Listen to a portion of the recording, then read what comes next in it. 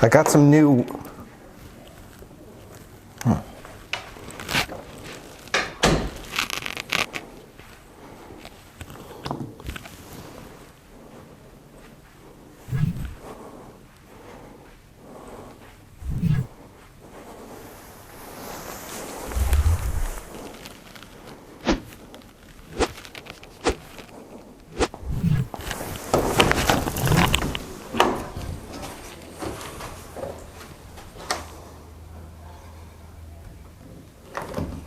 I'm a Barbie girl in a Barbie world. And plastic, it's been done. Oh, yeah. Weapons. Scotty. Okay, Bobby, let's go party. Okay, Bobby, let's go party.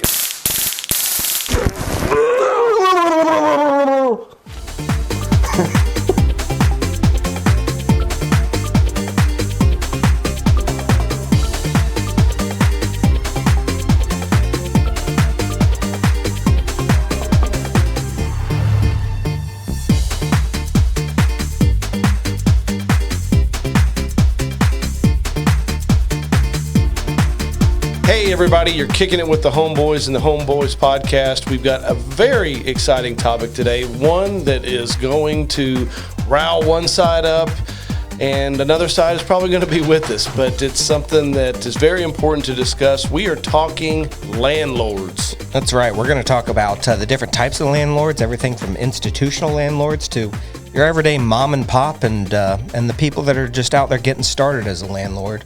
And we're going to stir up the pot a little bit. We know there's a lot of strong emotions out there regarding landlords. Some people hate them for they're all terrible. How dare us be landlords? And we're going to break down ways that the small investors can be better landlords too. It's good to see you. Good to see you. Kind of want to get into this. It's been a few weeks since we've been in the recording room together because you've been on a beach. Yep. And the week before that, I was on a beach. So living the dream. I got this nice golden tan. Yeah. I don't. I'm wearing a hat because I'm peeling up top. Yeah. It's part of the problem of being bald. Yeah. When you're as pasty white as I am, SPF 100 is your friend. Yeah. And shade and I don't risk it. But anyhow, it's good to be back with you. Good to be back. This is a topic that I say when we left to go on our couple week hiatus there, that we didn't think was as divisive as it actually is. But we had a few social media things explode. I guess you could say went viral, and it was really about landlords. Right. Yeah, we got to see kind of both sides of it where there's some people who just think tenants are just lazy, terrible, leeches, and that all landlords are just greedy scumbags, and there's no gray area apparently, and they're all the same. Let's add a little context to this before we completely jump in. Sure. I had shared a story about a tenant that, for no particular spiteful reason, she was just behind on her rent, and our office has collection efforts when people don't pay their rent. We do contact them. We just don't let them go without paying. But out of spite, because it's amazing that you had to just explain that. Mm-hmm. When someone doesn't pay, I wouldn't have until I saw a lot of these reactions. It's bananas. But this particular tenant had ran the water in 2 bathrooms and a kitchen the entire day while she was at work, to spite the owner of the property, who happened to be me, because there was only one water meter at the property, and it was a duplex, and I was paying the water at this particular property. We don't do that very often, but anyhow, was running up crazy water bills, and some of the comments just blew me away. Like, there was one comment, "Good for her, death to landlords." Mm-hmm. So I guess there's someone out there that wants me to die because I wanted, the rent that this woman agreed to pay in her lease that our office was trying to collect. comments that all landlords are leeches. Shame on landlords. It's a horrible profession. Anyhow, I took it with a grain of salt. I joked with our producer. I told him I thought that you were just up late at night in your basement, just like saying, "What is everybody doing?" Writing a manifesto. Death to landlords.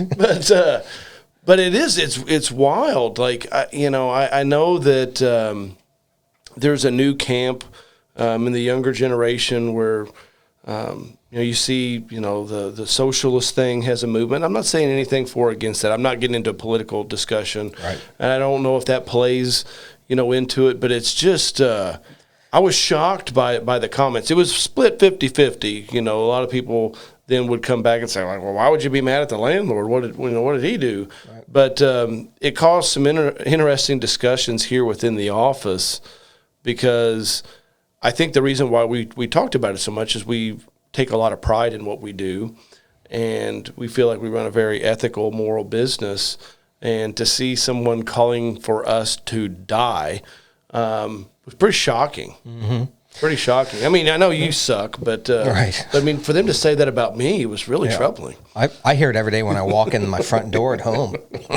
I'm just kidding. My wife is an amazing woman. She's a saint. Yeah, she's a saint. It was shocking in some ways in that there is just a blanket hate, and I saw it from both sides. I saw it a blanket hate towards all landlords, period. They all suck, and a blanket hate towards tenants too. They're all lazy and leeches, and it's just gross. It's just weird to me, and I think a lot of it comes down to, which we wanted to kind of clarify today, and I think this will help folks who are interested in investing in real estate understand there really are two different types of landlords. There's the institutional, corporate, large landlords, and then that a lot of people probably don't understand exists. That right.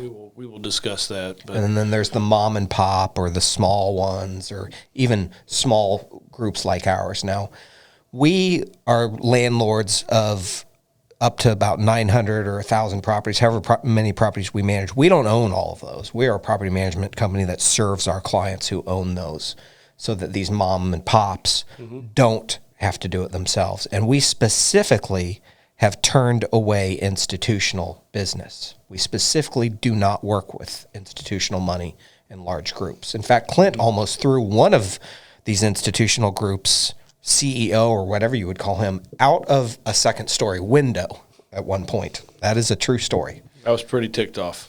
Because I think that they are the ones that have given a bad name to the landlord. And I know there's individual landlords that suck too and are greedy and are unfair. But these institutional landlords, it's a whole group that is really strange, and specifically in the last 10 years has accelerated into the single family market. So I think it's something that we need to discuss. I think it's important to talk about what each is. I think it's going to be great to go back to institutional landlords and really hit on that particular story, because I think it helps paint a picture of what institutional landlords are.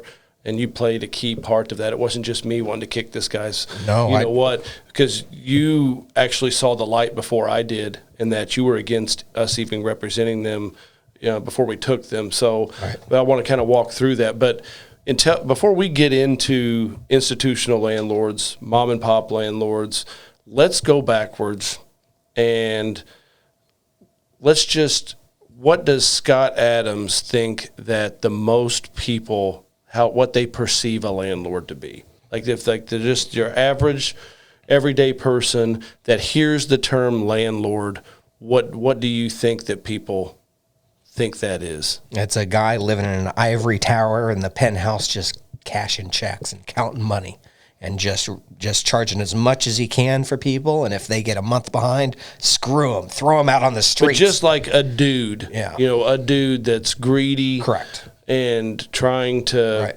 get into the pockets of society. Right. You think that's what it is? I do. And part of the reason I think this is because I thought that at one point in time. So my family went through a tough time. I was in 6th grade, and my whole whole background. And my dad was drinking a bit too much then, and we had to move out of our house because it was going to be foreclosed on, and we moved into a rental house. First, we moved in with my grandma when I was in 6th grade, my mom and myself. And we rented a condo in Carmel, and we got a month behind. And I don't know why I even knew this. I was a child at the time, but I guess when you're in hard times, kids pick up on more than you think. And I remember thinking that frickin' landlord is going to kick us out of here over 1 month's rent. That evil landlord. You know, so I remember thinking this way myself. Right. And I grew to understand it better. That, I mean, this was literally the best kind of landlord you could have. It's a lady who had been divorced, bought the condo when she was divorced, got remarried, so they moved into a house, and she decided to keep that condo as a little rental because she loved it. You know, so on my limited perspective at the time, I think it's similar to what we see out there, which is that greedy ass landlord. Right. Instead, it was a sweet lady who just was trying to pay her own mortgage on that place, and we were in there. You know, so I think that's the perspective of people. Well, I guess it's hard for me to wrap my hands around, I guess, because I've been a landlord for so long. Yeah. But, you know, everyone that knows me, and I don't know why I feel like I'm trying to, you know, cover myself or, you know, try to sell myself to the general public. But, you know, and you too. I mean, well, I got out there and defended you at first. Greedy is not something that anyone would describe you as. Or you. I'd like to think the same about me. It's true. So it was kind of weird reading those comments. I mean, it was a viral clip with, you know, 2.5 million, you know, views of it. But, you know, it was a good learning experience for us too to see what the public thinks. So we've guessed at what we think most of the general public think a landlord is. Right. And I would agree. So that would kind of fall into our discussion on mom and pop landlords. But I want to first get into institutional landlords or Wall Street landlords. I don't think there's a lot of people that have any clue what we mean by institutional landlords. And we can kind of get into our experience, you know, with institutional landlords. It's very limited. Right. But we have that one experience that I think people will find interesting.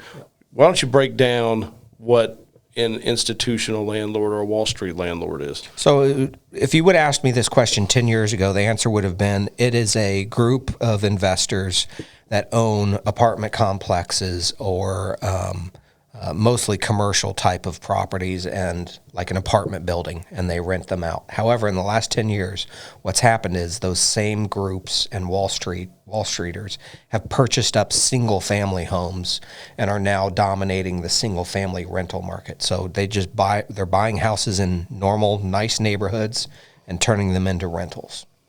And those institutional investors are using mostly other people's money, which means that they raise capital. They put a prospectus out saying we're going to buy 5,000 homes in Indianapolis, and we need to raise, you know, $1 billion. And investors give them money, and they expect a certain return. Keep in mind, we're just throwing numbers out. Yeah, those numbers don't work. But thin air, but yes. Yeah. Mm-hmm. And so keep in mind, these institutional people, it's not even their money they're messing with. So they're divorced on the side of the money, and they're divorced on the side of even the management part. It's a cold, calculated business for them. They don't have any thoughts or feelings on any individual houses or the tenants within them. They are that ivory tower, but it's not someone living in a penthouse. It is 3 floors of a office in downtown New York that is the landlord. Right. So what does that do to the housing market? Let's just speak from what we know here in Indianapolis. What has that done to the housing market, you know, here in Indianapolis? Well, it's done a few things. I'm going to start with the rental side, which is it has driven rents up, as we've seen. Across the country, rents are up because they've taken the emotion out of it. They know that housing is short right now, and they understand that inflation is happening, and so they have raised rents at a rate that the world has never seen before, period. It is the fastest in history that rents have increased, and that squeezes a lot of people. For an example, our average rents are about $1,200, I think, ish. And I believe they're in the same neighborhoods as us. Their average rents are approaching $1,500. So we're talking people who really push rents. You know, it's become, there's a clear difference between them and everyone else. So they've pushed the rents. On the other side, they have bought up so much housing that there's no housing available for first-time home buyers, thus creating their own renters. So this younger generation, a lot of millennials are at that point where they would be buying their first home, and they can't. They're just not out there, and the prices have gone up too fast, too high on those first-time homes, and it's 90% of the reason behind that is the institutional money coming in. And it makes it hard for, we're going to talk about mom and pop landlords, and for our discussion, and technically we are mom and pop landlords. For sure. You know, or we represent them. Or we represent them. That it's made it hard for what I call the good landlords. And yes, people, we are the good landlords. Lay off of us. You know, it makes it hard for us to compete. I'll give you a great, for example. My wife and I went to a dinner party at a friend's house that he's moving. He's been in this house for 15 years, and he wanted to have a dinner party. It's kind of like his saying goodbye to the house that he's been into for 15 years. And it's in a neighborhood here in Fishers, Indiana, one that you and I used to invest in a lot back 15 years ago. It was a newer neighborhood back then, and the foreclosure rate in those times was high. So we were in there a bunch. But he had a 1,400 square foot ranch on a slab, vinyl siding, homes that early in my career, in your career, we would be buying for $70,000, $80,000 foreclosed. He sold it to one of these institutional landlords for $310,000. And, you know, first of all, whenever he said that, I was like, you have got to be kidding me. You got and I know this guy well enough that it wasn't an insult. In fact, the guy used to work here for us. Right. You know, and it wasn't an insult to him. I was like, man, you got $310,000 for this place? Like, you know, just one street over in 2006, I bought one in here for $65,000. Right. You know, that was crazy on its own. But then there was a couple of houses in this neighborhood that are really plain ranches with a detached garage. You know the floor plan I'm talking about? I bought one of those for $42,000. $42,000. $42,000. Right. So this small ranch goes for $310,000. I know we've got lots of people that listen to us on the West Coast. We're talking some bigger numbers in Indiana. I know it's different for you guys, but what I found even more crazy is I got on and saw that this institutional landlord had it listed for rent for $1,900. Right.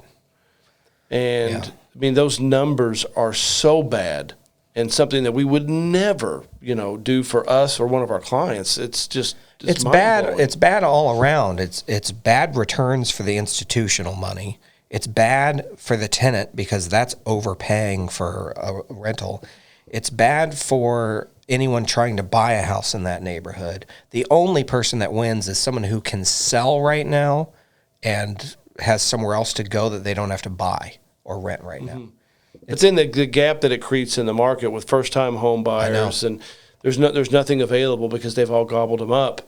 You know, these are the people that are destroying, you know, our fair market system, if you will, as far as housing goes. Yeah. They're using other people's money. I think that's one of the keys to it. Correct. It's not their own money. Correct. There are no emotions. No. And if someone had to really sit down and look at this, they wouldn't do it. But when it's other people's money, you can just look at the lowest common denominator and try to hit these returns and make your fees. So I understand, you know, it's funny because we get vilified as landlords, and yet we're over here vilifying landlords. And there's a difference between them and folks like us and our clients. You know, there's just a big difference. And I need people, I don't need anyone to understand anything. You can hate whoever you want, but you're an idiot if you hate all landlords. It's true. And, you know, just to go back, you know, we had an institutional company come to us about 10 years ago, and they had a presence in Indianapolis, and they were expanding to several other markets, and they were looking for property management. And you were against it. It wasn't our typical business model, but I saw that there was going to be a lot of homes to be managed, and I didn't want to turn it down. And I went against you and said, we're going to manage this institution, their properties. And like you said, we normally we have relationships with the people that we deal with where they're emotionally involved. It's part of their retirement portfolio. It's, they care about it. This was completely different. You had a guy down from Wall Street that treated everybody like complete crap, didn't want to fix the houses up, the right way, wanted to overcharge rents, and then complain to our staff. This is a different time. Nothing's on the market now, but back then you had to be priced appropriately for it to move. Then would complain to the staff. And the only thing missing with this guy was the flashy car, and then he would have been all over TikTok as some guru douchebag. Maybe now. I don't know. I know I don't ever want to see him again. But anyhow, the straw that broke the camel's back is he was using very foul language with the staff and dropping F-bombs and just showing no respect. And we've touched on this show before. We have a lot of loyalty here within the walls of our office. And I told him to, he could come back, and I invite him to the parking lot first, and then you wanted to show him the shortcut to the parking correct. lot out the second story window. Yeah. Then we agreed upon a different approach, and he could come back at 9:00 the next morning and pick up all of his keys and leases, and then if he ever and kiss your ass. If he ever stepped foot back in our office again, he knew that it was on. So basically, you're saying you get it. You get why there's some landlord hate. He was a nasty person that treated people like crap, and we don't put up with that crap here. And like I said, many times where I'm from, those are the people that get asked to the parking lot, and he was no different. I'm mad. Even I could see that little peckerhead's face, and you still want to punch him? I do. I don't like him. Yeah, he's a bad person, and he treated other people as means, as steps he could step on to get ahead in life. Correct. And that's what we see out there, and those are the kinds of people that give landlords a bad name. And then on the other end of this stick, our clients are all mom and pops, and we really care about these people. So I get defensive. Like you said, I was sitting at home, all this landlord hate, sitting at home going, what are they doing? Why are they complaining about landlords? The reason it hurts a little is because I care about our clients so much, because they're normal people. They aren't sitting in some ivory tower. These are some folks who literally the only way for them to ever help pay for their kids' college was to take a route that was a little different and a little harder. Right. And to do that, they bought some rentals, and they took the risk. These aren't rich people. These are people who are taking a risk at life, working hard to try to reach that next level in life so they don't have to be tenants themselves. And we're very picky about who we work with on the mom and pop level. Fact. Very picky. In fact, if there's a high level of greed or not treating people with respect, we won't work with them. Like, I don't want them. You're at a point in your life, and I'm at a point in my life. I don't care. I don't care if you got 50 homes. It doesn't matter. We just turned someone away that had 25 homes last week because they didn't kind of fit in with our system. But I think it would shock people to really understand how many times you and I say no to someone. They come to us, and if they smell sleazy, greedy, any of those things, we literally say no to them. We say no. We've got one of our I guess he's one of our biggest clients, but is also one of our most favorite people to work with, that just bought a large apartment building that you and I used to own. And that apartment building has someone that has lived in that apartment building for like 25 years. We inherited him as a tenant whenever we bought the building. Bless his heart. And he's got cancer, and he's not in a good spot. And whenever we bought the building, we talked to the gentleman, and just a sweetheart of a man. And I'm talking about the tenant, and we said, look, man, you don't have to worry about your rent. We're going to cover it for you, and you can live here as long as you want. Well, we ended up selling the building, and we had a conversation, with the new owner, and he's like, oh no, I'll totally pay for his rent. Right. It's fine. Yeah. This is, this is not just about money. It's also about doing the right thing. And, mom and pops are the only defense against these Right. institutional scumbags. I know. So, everybody needs to get on board with the mom and pops, because those are the only people that can help us through this situation until the I government agree. steps in and doesn't allow this bullshit to happen. Yeah, they are the ones out there doing it right and trying to help people, and so to shit on them it's just unfair. And I saw one of the solutions that someone said was, well, have the state, the state should be in charge of all of this. Well, what was I telling you yesterday? The Indianapolis Housing Agency is insolvent, and they're going to be selling their apartments that they give people discounts on. And the people in there are begging for them to sell it because they haven't had maintenance or working toilets in over a year. Right. So if you think that's the solution, the state giving you government housing is not the answer either. I mean, sadly it's not. So to me, the most kind, best way to find the best landlord is these mom and pops. So I hate to sit here and try to defend them so much, but the truth is they're the best landlords that are available, and a lot of them work with compassion. There's a lot of groups like us who genuinely care about providing a quality home and aren't trying to rip every tenant off and get the max market. We rent houses specifically for below market rents, and it's not just out of kindness. It's because we build a relationship with that tenant, and our tenants stay forever in our houses. And that ends up being a great return for our clients and for us. So there's some selfishness in it, but at the same time, we operate with kindness in there. And there are a lot of folks like us out there. I'm sorry if you've never experienced that as a tenant, but once you did, you would realize that's the answer.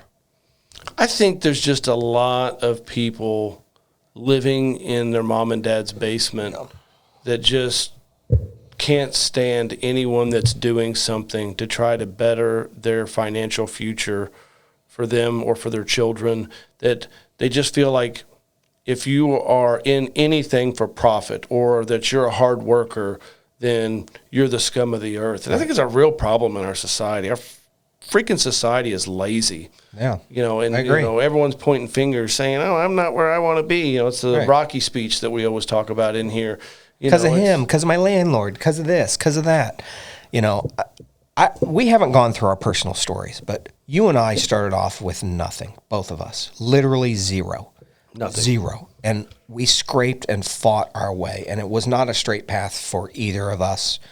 The ups and downs and the battles and the working 20-hour days for years at a time, 365.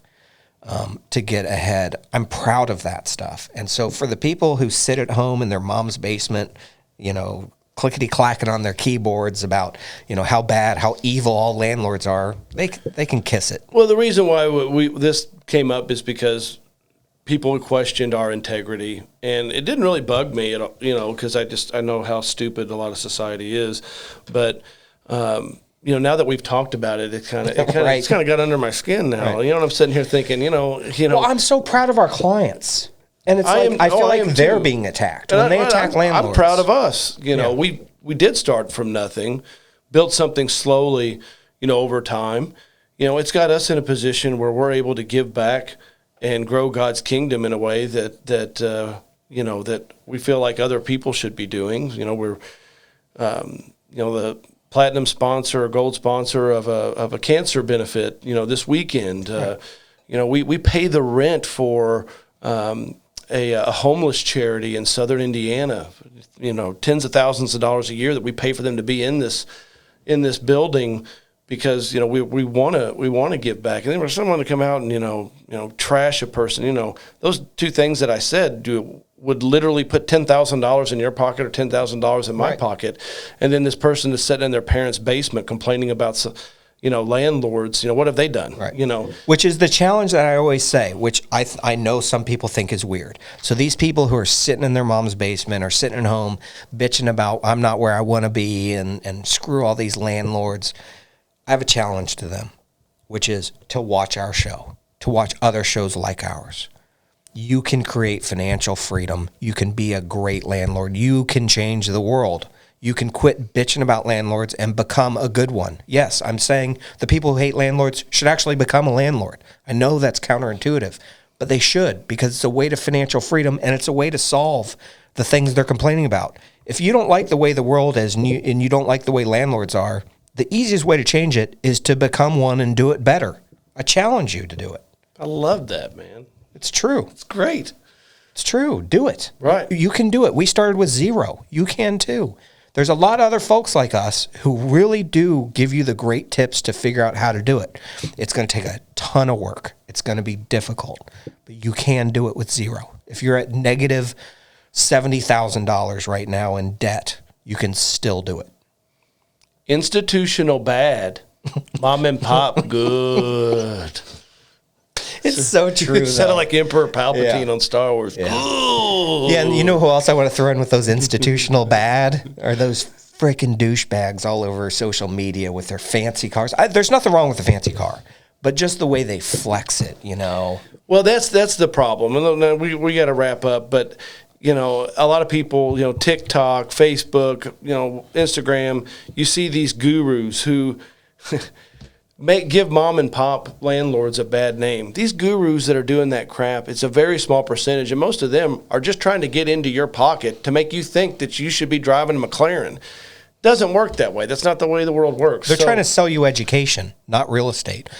You know, if someone is trying to sell you real estate education, that's the number one thing. The first thing you should do is your spidey senses should go off and you should beware. They're not all terrible. I'm sure there's some real estate educators out there that are worthwhile. However, there's enough of this that's free out there that those kind of people, a lot of the times, they're not real successful in real estate. They're successful in selling you education. That's our show for today. We got a little worked up again. We got to calm down. I need to go get a Busch Light and kind of relax. But it's so true. You would love a Busch Light right now, wouldn't you? But anyhow, it's a very important discussion. Please take inventory for yourself. Know what the difference is between institutional and mom and pop landlords. Institutional landlording, it has really, really changed the climate of real estate investing. It's important for you to know. All those out there that think that all landlords are bad, get out of your parents' basement. Keep watching. Till next time, happy investing.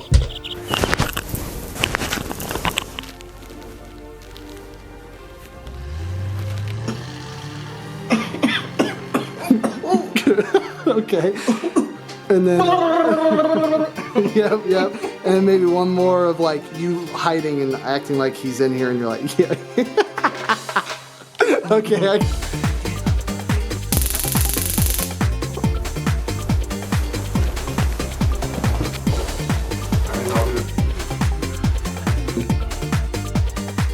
Yep. That should be good. I'm a Barbie girl in a Barbie world.